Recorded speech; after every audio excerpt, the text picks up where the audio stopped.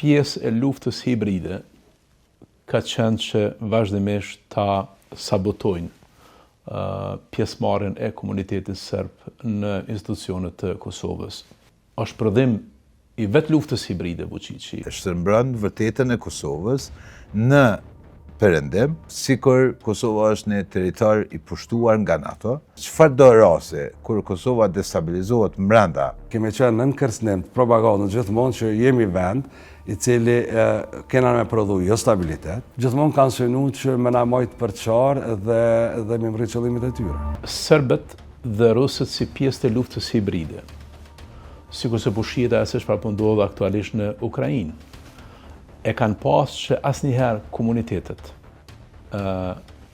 serbë në Ballkan mos ta pranojnë autoritetin e institucioneve demokratike që del nga vullneti gjithë qytetarëve që jetojnë atë vend, duke përfshi edhe vullnetin e vet komunitetit serb. Dhe pjesë e luftës hibride ka qenë që vazhdimisht ta sabotojnë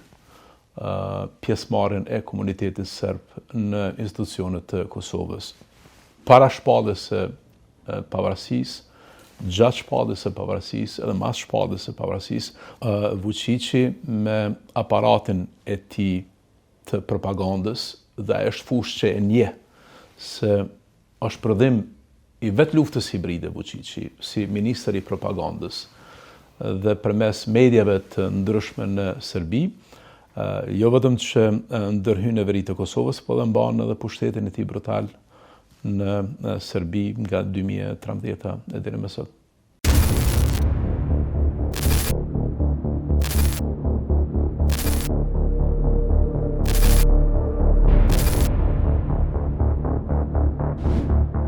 Dezinformatat ose lufta hibride që e bën Rusia tashmë e më shumë se 15 vjet edhe për Kosovën. Në bindjen time i ka 3 nivele ose 3 frekuenca. Frekuenca e parë është ajo që lidhet me opinionin publik ndërkombëtar, sidomos perëndimor, me të vërtetën e Kosovës. Pra, e shtrëmbron vërtetën e Kosovës në perëndim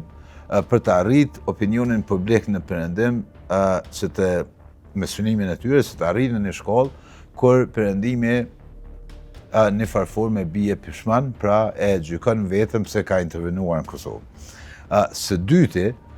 frekuenca e dytë është në raport me pjesët tjera të botës që e shpjegon vërtetën e Kosovës, pra e shtrëmbron atë, sikur Kosova është një territor i pushtuar nga NATO dhe është ndërhyrje jo legale, jo legjitime, me qëllime keqësh geopolitike edhe shkelje e suverenitetit të Jugoslavisë dhe Serbisë, në mënyrë që i tërë projekti i ekzistencës Kosovës të lidhet me një që ata e quajnë enklavë kriminale dhe territori i pushtuar nga NATO. Dhe së treti është në aspektin rajonal edhe brenda Kosovës, e që nënkupton kryesisht thellimin e përçarjeve brenda Kosovës, qëllimet për rritje të incidenteve, të destabilizimit të brendshëm të Kosovës, sepse në çfarë do rase kur Kosova destabilizohet për brenda, është arritje jashtëzakonshme e qasjes edhe luftës hibride ruse, sepse tenton ta kthej këtë projektin e Kosovës si diçka eksperimentale, të padrejtë dhe kundër drejtave të njerëzit, e që realisht shteti i Kosovës është pikërisht i bazuar në drejtat e njerëzit. Ju e keni dëgjuar për shumë vite në Kosovë është përdorur si njëra prej sigurive dhe garancione më të mëdha që faktori politik shqiptar e ka dhënë, është që Kosova si shtet i pavarur dhe sovran ka me qenë burim i stabilitetit. Kjo nënkupton që ne kemi qenë në kërcënim të propagandës gjithmonë që jemi vend i cili kena me prodhu jo stabilitet, politikat këqija, nuk mund bëmi bashkë për asgjë, që u dëshmu tash edhe me ambasadorin Chris Hill në dëshmin në Hague, aja që Milošević e ka pasqyru që çka do që bëni jo shqiptarë se ne bëni bashkë për kur gjo. Realisht ka qenë aja tendenca gjithmonë e cila ka ndërtu